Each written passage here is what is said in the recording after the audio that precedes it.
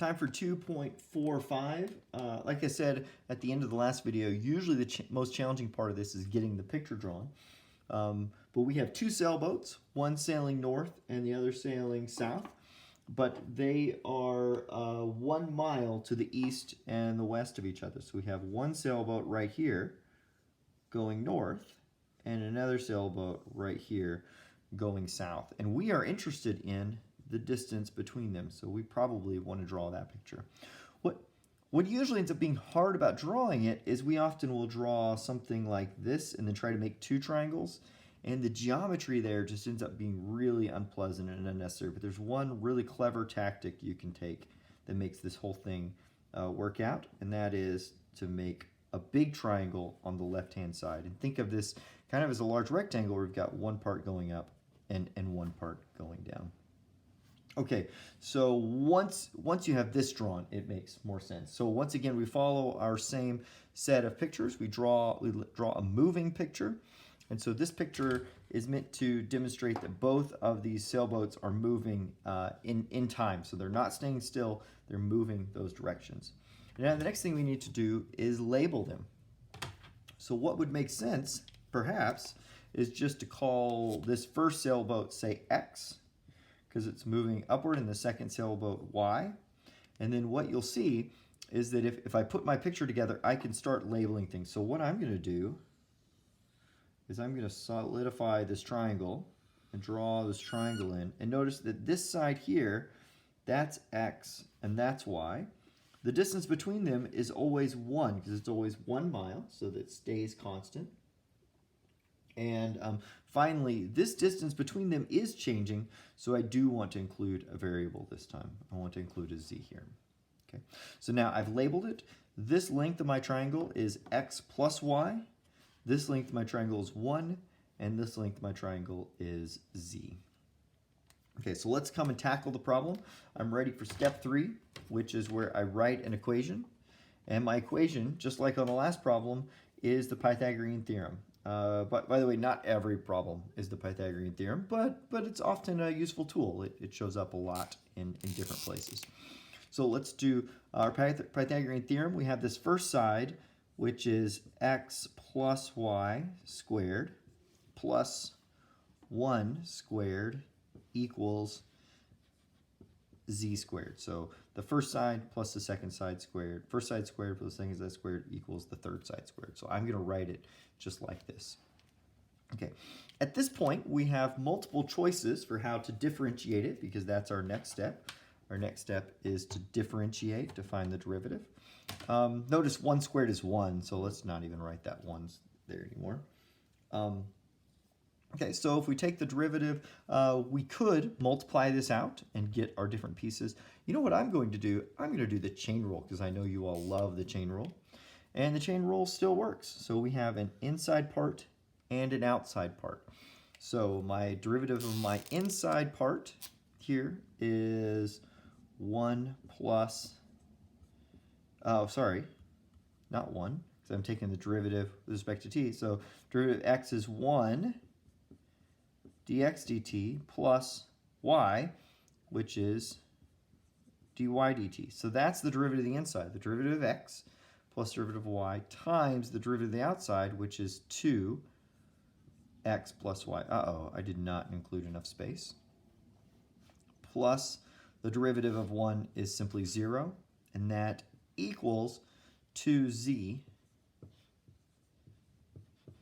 dz dt. So I kind of like the way this works, where we have dx dt, dy dt plus times 2x plus y plus 0 equals that. So here I used the chain rule, the derivative of the inside, the derivative of the outside.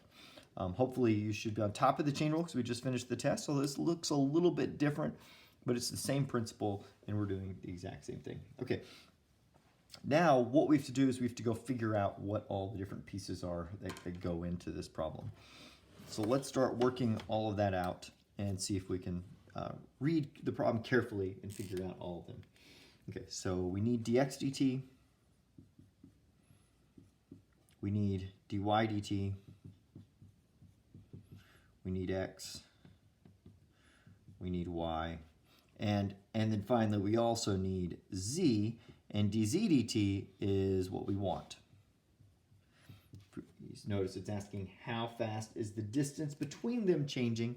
dz dt is how fast the distance between them is changing. So if we can find this, and this, we can plug it all in and we're good to go. Okay, the first sailboat is sailing north at 8 miles per hour, so dx dt is simply 8. That's how fast that number is increasing. The second boat is heading south at 12 miles per hour, so dy dt is 12, and that's that number. And there's a little bit of a debate, should I make this positive or negative? I'm going to make it positive because notice I added these values, so it's like I took this value plus this value. If I'd wanted to make it some sort of subtraction, I could make my signs group together. But notice the total here needs to be 20 because that's how far they've grouped together. So I'm going to make it adding. Okay. Well, at any rate. So what is x? So here we're at, we have that it's 30 minutes later. That means we've gone half an hour. dx dt is traveling at 8 miles per hour, so that means it has only traveled 4 miles in half an hour. Y is going 12 miles per hour, so it has traveled 6 miles in half an hour. So this is just from taking your 8 and multiplying it by 30 minutes, so times 1/2, and taking your 12 times 1/2, because the 30 minutes tells how long it's been traveling.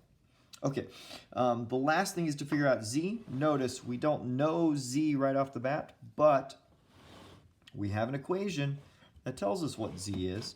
We know, and I'm just going to do some scratch paper over here. We know that x plus y squared plus 1 equals z squared. So that means 4 plus 6 squared plus 1, 1 squared equals z squared. And let's just keep doing some algebra. This is 10 squared plus 1 equals z squared. 101 equals z squared. And so z is the square root of 101. And the square root of 101 is going to be really close to 10. I'm just going to leave it at the square root of 101 this time. Last time I put it in my calculator. It's all my mood. I feel like putting it not in the calculator right now. Okay, there's my scratch work. Let's erase that scratch work so that I can now finish my problem. Okay, let's come back to my equation, which is right here, and let's start plugging everything in and see what we get. I'm going to rewrite my equation so we can see it. I'm going to have dx dt plus dy dt times 2 x plus y plus 0. I don't need plus 0 equals 2z dz dt. And now let's just go through and just plug all of our different values in as we see them. And so that'll give us 8 plus 12 times 2, 4 plus 6 equals 2 times the square root of 101 dz dt. We could do a few algebra things here. We could like cancel our 2's. Why don't we go ahead and do that? Let's divide both sides by 2, and then we won't have 2's anymore. Notice this is 20 and this is 10. So on the left-hand side, we have 20 times 10, all divided by, and we have to divide by the square root of 101. And that gives us our dz dt.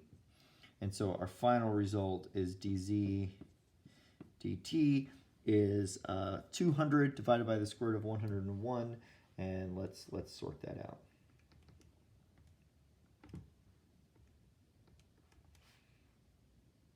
And I get 19.9. So 19.9 is what I get for dz dt. Okay, notice this is kind of interesting in some ways because your dz dt is just barely smaller than what you would get if you just added those two x's, added the two distances straight to each other. So if you were to guess how far is the distance between them changing, you'd probably just guess 8 plus 12 and come up with 20. And notice you would have been really close in your answer. The reason is these boats are so far apart, right? They're now 10 miles apart north and south and 1 mile east and west, that by the time you get a triangle that's 10 miles this direction and 1 mile that direction, the 1 mile isn't making near as big of a difference as the 10 miles. So that means the numbers came out pretty close to the same. Okay, well, hopefully you can follow this. This was a little bit more complicated.